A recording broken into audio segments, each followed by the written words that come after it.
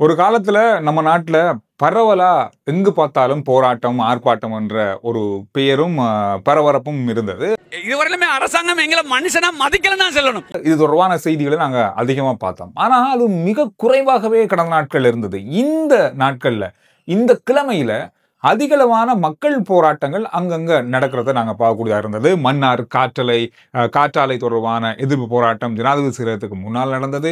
இன்றைய நாள்ல திடீரென மக்கள் கூட்டம் உண்டு பிரதமர் அலுவலகத்துக்கு முன்னால ஒரு போராட்டத்தில் இறங்கியிருக்காங்க. அதோட மின்சார சபை ஊழியர்களுடைய வேலைநிறுத்த போராட்டம் தொடர்பான அறிவிப்புகள், இந்த மாதிரி பலதரப்பட்ட பக்கமான போராட்டங்கள், ஆர்ப்பாட்டங்கள் நடந்து கொண்டிருக்கு. நாட்டில் என்ன நடந்து கொண்டிருக்கு, என்னென்ன விஷயங்கள் இருக்கு, எப்படிலாம் அடுத்த கட்ட அறிவிப்புகள் வந்திருக்கு என்ற தகவலை சுருக்கமா இந்த வீடியோல நாங்க பார்க்க போறோம். இன்று காலையில முத்துநகர் மக்கள் தங்களுடைய விவசாய காணிகளை விடுவிக்கணும் அப்படின்ற கோரிக்கையை முன்வைட்டு பிரதமர் அலுவலகத்துக்கு முன்னால ஒரு ஆர்ப்பாட்டத்தில் இறங்கியிருந்தாங்க. இந்த ஆர்ப்பாட்டம் பரபரப்பா அந்த பிரதேசத்துல கலகம் அடக்கும் காவல்துறையினர் அதோட போலீசார் ஆகியோருடைய கட்டுப்பாட்டின் கீழே கொண்டு வந்தாலும் பலதரப்பட்ட கோரிக்கைகளை முன்வைத்து மக்கள் இந்த ஆர்ப்பாட்டத்துல இந்த போராட்டத்துல ஈடுபட்டிருந்தாங்க. இது பரபரப்பா இன்றைய நாள்ல இருந்த அதே நேரத்துல இலங்கை மின்சார சபை ஊழியர்கள் இப்பொழுது சட்டப்படி வேலை செய்யும் ஒரு போராட்டத்தை நடத்தி கொண்டு வராங்க. இது இன்றைய நாள்ல தொழிற்சங்க போராட்டமாக இடம்பெறலாம், அது அப்படி விரிவடையலாம் அப்படின்ற மாதிரி தான் இன்று காலையிலிருந்து பேசப்பட்டது. ஆனா இன்று மதிய நேரத்தில் எடுக்கப்பட்ட தீர்மானத்தின் அடிப்படையில் அது தொழிற்சங்க போராட்டமாக மாறாது அப்படின்ற மாதிரி சொல்லியிருக்காங்க. ஆனா இது போராட்டம் தொடரும், சட்டப்படி வேலை செய்யற போராட்டம் தொடரும். இந்த மின்சார சபையை 4 பிரிவுகளா பிரிக்கிறது தொடர்பான பலதரப்பட்ட சர்ச்சைக்குரிய விஷயமாக இது மாறி இருக்கிறதால இதுக்கு எதிர்ப்பு தெரிவித்தான் இந்த போராட்டம் நடக்குது. இதுல ஒரு மிக முக்கியமான விஷயத்தை நாங்க பார்க்கலாம். உங்களுக்கு தெரியும், மின்சாரம் அப்படின்றது மிக முக்கியமான அத்தியாவசியமான ஒன்று. அதுக்காக தான் அத்தியாவசிய சேவைகளுக்குள்ள அதை கொண்டு வந்திருக்காங்க.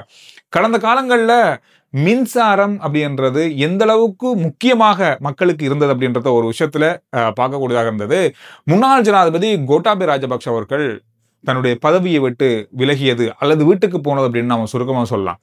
இந்த விஷயம் நடந்தது பெட்ரோல் இல்லாதாலேயோ அல்லது எரிபொருள் இல்லாதாலேயோ, சாப்பாடு விலைகள் அதிகரித்தாலோ, இல்ல பொருட்கள் தட்டுப்பாட்டாட இல்ல, கிட்டத்தட்ட 8 முதல் 10 மணித்தியாலங்கள் மின் துண்டிப்பு ஏற்பட்டதால மாத்திரமே பாதைகளுக்கு வீதிகளுக்கு மக்கள் போராட ஆரம்பிச்சாங்க. இதுதான் பிரதானமான காரணமாக இருந்தது. அதுக்கு தான் மற்ற காரணங்களாக இருக்கலாம். அப்படி ஒரு நிலைமையை உருவாக்குவதற்கான திட்டமாக இது இருக்கா என்ற மாதிரியான பலதரப்பட்ட விஷயங்கள் இப்பொழுது பேசப்படுது.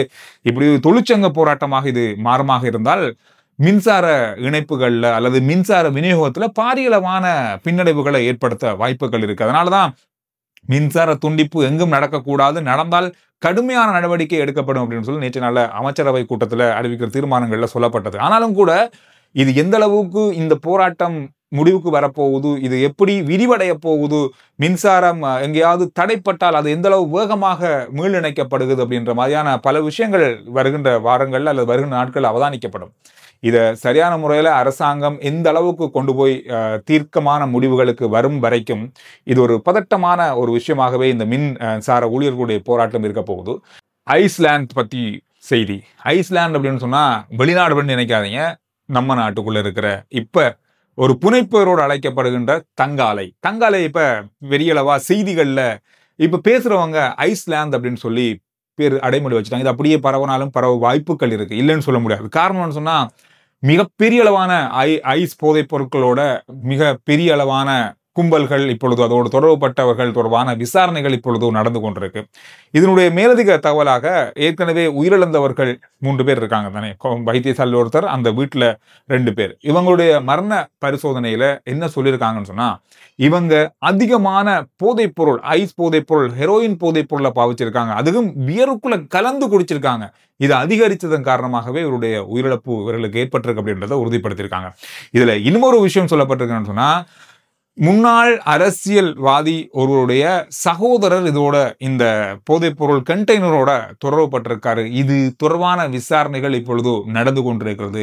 உறுதிப்படுத்தப்படும் பட்சத்துல இந்த கைது நடவடிக்கைகள் அடுத்தடுத்து இடம்பெறலாம் அப்படின்ற மாதிரி இப்ப சொல்லியிருக்காங்க. ஒரு விஷயத்த தேடி பார்க்கும்போது உலகத்துல கிட்டத்தட்ட 31 கோடி பேர் ஐஸ் போதைப் பொருள் பாவனை செய்து அடிமையாக இருக்காங்க. உலகத்துல 31 கோடி பேர்.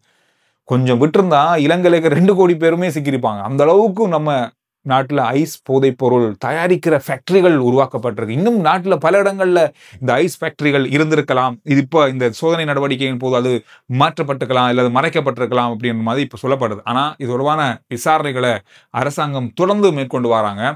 இந்த விஷயத்துல அரசாங்கத்தை பல பேர் பாராட்டி வராங்க. உண்மையிலே அது உண்மையா நல்ல விஷயம் தான். இந்த போதைப் பொருளை ஒழிக்கிறது அப்படின்றது அவ்வளவு இலவான விஷயம் இல்லை. அந்த அளவுக்கு மேல் நிற்கிற ஒரு விஷயமாக மாறி இருக்கு. எனவே இந்த அரசாங்கத்தோட இந்த தீவிரமான நடவடிக்கையால பலதரப்பட்ட நன்மைகளை இந்த போதைப் பொருள் மூலமான கட்டுப்பாட்டின் மூலமாக மக்களுக்கு கிடைக்கும் அப்படின்னு சொல்லி எதிர்பார்க்கலாம். ஒரு சுவாரஸ்யமான செய்தி தம்புல்லையில ஒரு ஹோட்டல்ல நடந்திருக்கு. ஒரு சுற்றுலா மேற்கொள்ளக்கூடிய சுற்றுலா பயணிகள் என்ன செஞ்சுக்காங்க, கொழும்புல இருந்து சிகிரியாவுக்கு பயணம் செஞ்சிருக்காங்க. சிகிரியாவுக்கு பயணம் செஞ்சு அவங்க சிகிரியாவை முடிச்சிட்டு தம்புல்லையில ஒரு கடையில சாப்பிட்டுருக்காங்க. சாப்பிட்டுட்டு அவங்க போயிட்டாங்க. ஆனா அந்த கடையில இருந்து ஒரு பேக் கண்டெடுக்கப்பட்டது. அந்த பேக்குக்குள்ள பார்க்கும்போது 18 லட்சம் ரூபாய் இலங்கை பெறுமதி உள்ள வெளிநாட்டு நாணயங்கள், கையடக்க தொலைபேசிகள், சார்ஜர்கள், அவங்களுடைய ஹேண்ட்பேக்குள்ள இருக்கிற பொருட்கள் இதெல்லாம் இருக்கு. இந்த பேக்கை கண்டெடுத்த நபர் யார் சாப்பிட்டு போனாங்க, யார் அப்படின்றத தேடி கண்டுபிடிச்சு அந்த பணப்பையை அவங்களிடமே, அந்த சுற்றுலா பயணிகளிடமே கையளிச்சிருக்காரு. இந்த விஷயம் இன்றைய நாள்ல ஒரு சுவாரஸ்யமான ஒரு நல்ல விஷயமாக பார்க்கப்படுது. இது வெளிநாட்டில இருந்து வாரவங்க இந்த மாதிரியான விஷயங்களை இந்த நம்ம நாட்டில் உணரும் போது இது பெரிய அளவாக பேசப்படக்கூடிய ஒரு விஷயம், பேசப்படும். இது சர்வதேச ஊடகங்கள்லையும் அதிகமாக கவனம் செலுத்துகிற செய்திகளில் ஒன்றாக இது மாறி இருக்கு. குறிப்பாக நாம வெளிநாடு போகும்போது எங்கேயாவது ஒன்று தொலைச்சிட்டோம்னு சொன்னால் அது நமக்கு திரும்ப கிடைக்கும் போது நமக்கு எப்படி இருக்கும் அந்த மாதிரி. இல்லை இங்கேயே நாம் ஒரு விஷயத்தை தொலைச்சிட்டோம், ஒரு விலை உயர்ந்த பொருளை தொலைச்சிட்டோம்னா அது நமக்கு திரும்ப கிடைக்குதுன்னா அது எந்த அளவுக்கு சந்தோஷமாக இருக்கும் அப்படின்றது அந்தந்த விஷயங்களில் உணர்ந்தவங்களுக்கு தெரியும். எனவே அந்த மாதிரியான ஒரு தருணம் இலங்கையில தம்புல்லையில நடந்திருக்கு. இன்னும் ஒரு சுவாரஸ்யமான செய்தி, ஆப்கானிஸ்தான் காபூல் நகரத்துல இருந்து டெல்லிக்கு ஒரு ஃபிளைட் வருது. இந்த ஃபிளைட்டினுடைய டயர் சக்கரங்கள் இருக்குதான், சக்கர பெட்டிக்குள்ள இருந்து, இந்த பெட்டிக்கு அருகில் இருந்து ஒரு சிறுவன் கிட்டத்தட்ட 1.5 மணித்தியாலம் அந்த விமான பயணம் செய்து டெல்லி விமான நிலையத்தை அந்த ஃப்ளைட் தரையிறங்கும் வரைக்கும் அதிலே இருந்திருக்காரு. அந்த என்ன சொல்றது, அந்த டயருக்கு பக்கத்தில் இருக்கிற இடைவெளிக்குள்ளே இருந்திருக்காருன்னு பாருங்க. கிட்டத்தட்ட 1.5 மணித்தியால பயணம், 33,000 அடி உயரத்துல இந்த ஃப்ளைட் பறந்திருக்கு. எந்த விதமான பிரச்சனையும் இல்லாம, எந்த விதமான சேதங்களும் இல்லாம இந்த சிறுவன் இங்க இறங்கியிருக்காரு. இதெல்லாமே எப்படி நடக்குது, இதெல்லாம் எந்த அளவுக்கான மேஜிக்கான விஷயம், ஆச்சரியமான விஷயம் அப்படின்னு சொல்லிதான் என்ன தோணுதோ. அந்த அளவுக்கு பார்க்கும்போது சரி, ஓகே, நான் வெளிநாட்டில் தான் நடந்திருக்குது. ஆனால் இது சில பேர் தெரிஞ்சிருக்க மாட்டீங்க. பல பேர் இந்த தெரிஞ்சு பார்த்த செய்தியாக இருந்தாலும் நிறைய பேருக்கு இதையும் தெரிஞ்சு கொள்ளுங்க அப்படின்றதுக்காக தான் உங்களோட பகிர்ந்திருந்தேன்.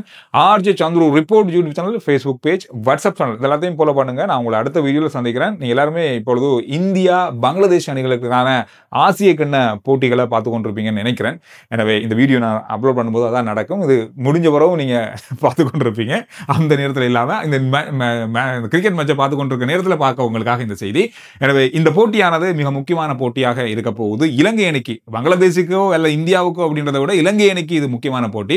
பங்களாதேஷ் இந்த போட்டியில இந்தியா அணியை வெல்லுமாக இருந்தால் இலங்கை அணி அதாவது இறுதிப் போட்டிக்கான நுழையும் வாய்ப்பை பெற்றுக்கொள்ள அதிக வாய்ப்பு இருக்கு அப்படின்ற ஒரு தகவலோட நாங்க இந்த வீடியோ முடிக்கலாம். அடுத்த வீடியோவில் நான் உங்களை சந்திக்கிறேன். நன்றி, வணக்கம்.